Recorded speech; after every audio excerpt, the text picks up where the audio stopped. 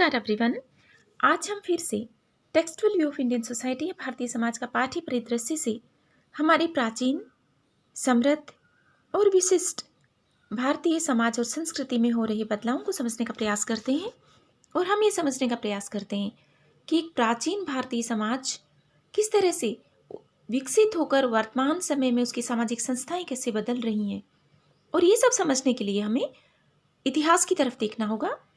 और भारतीय समाज के इतिहास को हम कुछ कालों में बांट सकते हैं। प्रागैतिहासिक काल, फिर प्राचीन काल की बात हम कर सकते हैं, मध्यकाल जिसमें कि राजपूत काल, मुस्लिम काल है प्रधानतया, और आधुनिक काल मतलब ब्रिटिश काल।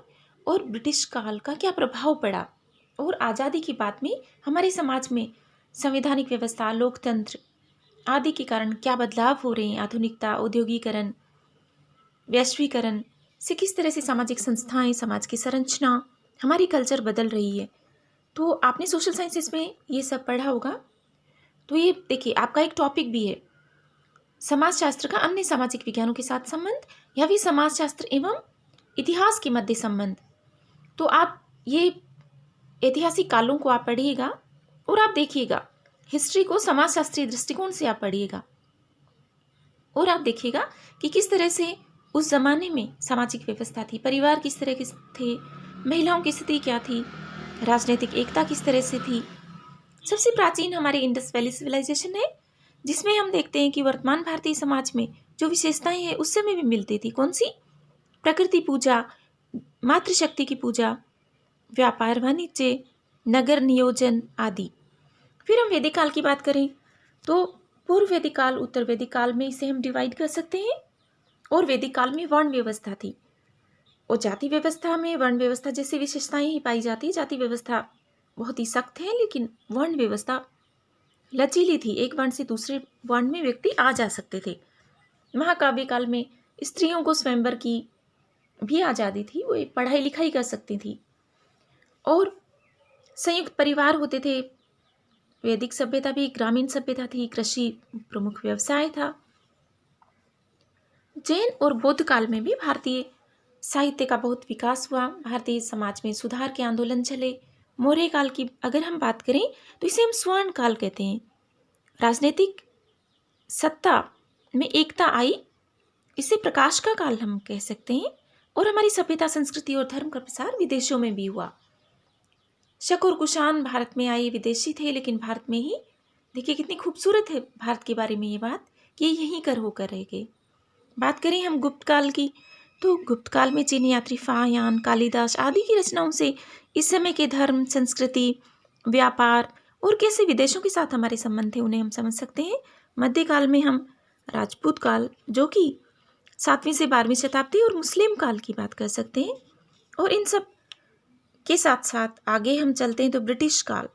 और ब्रिटिश काल का तो भारतीय समाज, संस्कृति, प्रशासनिक व्यवस्था सभी पर बहुत प्रभाव पड़ा। तो इसको आप पढ़िएगा और इसके लिए आप योगेंद्र सिंह की book modernisation of Indian tradition पढ़ सकते हैं। अब हम देखते हैं कि इन सब बुक्स को पढ़ने के बाद विद्वानों ने हमें ये बताया है कि भारतीय समाज के पाठ्य परिदृश्य के तहत हम देखते हैं कि एक तो इसके दार्शनिक आधार है, मतलब कुछ सिद्धांत हैं, और दूसरा संगठनात्मक आधार है। दार्शनिक आधारों में हम बात कर सकते हैं धर्म की, पुरुषार्थ, कर्म और पुनर्जन्म, ऋण एवं यज्ञ और संस्कार। धर्म, पुरुषार्थ, कर्म, पुनर्जन्म, ऋण एवं यज्ञ और संस्कार। धर्म की बात करें तो देखिए, धर्म का कर्तव्य के रूप में माना जाता है हमारे यहाँ, और व्यक्ति के जीवन में धर्म का जन्म से लेकर और मृत्यु तक महत्व है। इसका तात्पर्य है जिम्मेदारी निभाना, जीवों के प्रति दया करना, और धर्म के अनेक स्वरूप हैं। तो आप गुप्ता एंड शर्मा बुक में आप इसको डिटेल में पढ़ सकते हैं। पुरुषार्थ का सिद्धांत, व्यक्ति के 4 पुरुषार्थ, व्यक्ति का मतलब स्त्री और पुरुष दोनों से 4 पुरुषार्थ माने गए हैं: धर्म, अर्थ, काम और मोक्ष। और व्यक्ति जीवन पर्यंत प्रयास करता है इनको प्राप्त करने का, और ये इसके नैतिक कर्तव्य हैं।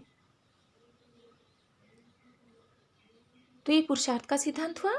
फिर कर्म एवं पुनर्जन्म का सिद्धांत, आम बोलचाल की भाषा में भी आपने सुना होगा ना, जैसा करेगा वैसा भरेगा। अच्छा काम करो तो अच्छा फल मिलेगा। तो व्यक्ति को परिवार, समुदाय, समाज से संबंधित कर्तव्यों को पालन करने की ये प्रेरणा देता है। मतलब जैसे आप कर्म करेंगे वैसा ही फल मिलेगा, ये गीता में भी कहा गया है। फिर ऋण एवं यज्ञ की बात आती है। व्यक्ति पर अनेक ऋण है, 5 ऋण प्रमुखतया: देव ऋण, ऋषि ऋण, पितृ ऋण, अतिथि ऋण, भूत ऋण। इनसे उऋण होना है उसे, तो अपने कर्तव्यों का आगे पालन करना पड़ेगा। प्रकृति के प्रति, पशु पक्षियों के प्रति, समाज के प्रति दायित्वों का निर्वाह है। ये ऋण आप ठीक से लिख लीजिएगा, इसमें थोड़ा मुश्किल आ रहा था मुझे लिखने में, ऋषि वाला लिखना है। फिर संस्कारों की बात करें, ये शुद्धिकरण की प्रक्रिया है। संस्कारवान व्यक्ति ही समाज में अपने दायित्वों को निभा सकता है। पहले आप अपने व्यक्तित्व का विकास करें, फिर समाज के लिए आप अपने दायित्वों को निभाएं, स्किल्स को डेवलप करें, एक नैतिक दृष्टिकोण विकसित करें। तो ये दार्शनिक आधार थे। अब पाठ्य परिदृश्य या फिर इसे हम शास्त्रीय परिदृश्य भी कहते हैं, इसके संगठनात्मक आधार क्या है, अर्थात समाज किस तरह से संगठित हुआ है। तो पहला है वर्ण व्यवस्था। 4 वर्ण थे, हम बात कर चुके हैं। ब्राह्मण, क्षत्रिय, वैश्य, शूद्र। ब्राह्मण की स्थिति सबसे उच्च थी, अध्ययन अध्यापन का कार्य करते थे। क्षत्रिय का कार्य था रक्षा करना सबकी। फिर वैश्य मतलब आप कृषि करेंगे, व्यापार करेंगे। और निम्नतम वर्ण था शूद्र वर्ण। तो इस तरह से ये कार्यों का विभाजन था और इससे सामाजिक आर्थिक व्यवस्था बहुत ही संगठनात्मक रूप से कार्य करती थी। और यह विभाजन व्यक्ति के गुण और स्वभाव के आधार पर था, ना कि जन्म के आधार पर। एक व्यक्ति एक वर्ण से दूसरे वर्ण में आ जा सकता था। आश्रम व्यवस्था का तात्पर्य है कि व्यक्ति के जीवन को 100 वर्ष का माना गया, आयु 100 वर्ष 100 ईयर्स मानी गई, और 25-25 साल में उसको डिवाइड कर 4 भागों में बांट दिया गया। ब्रह्मचर्य आश्रम में जैसे आपका स्टूडेंट लाइफ है ना, वैसे अध्ययन अध्यापन करना, गुरु के सानिध्य में रहना, स्किल सीखना।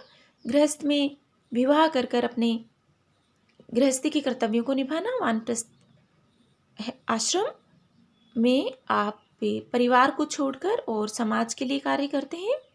और फिर अंतिम आश्रम था संन्यास आश्रम, जो कि 75 साल से 100 वर्ष तक, मतलब आत्म अनुभूति प्राप्त करना, स्वयं ध्यान मनन करना और अपने आप के विषय में ज्ञान प्राप्त करना।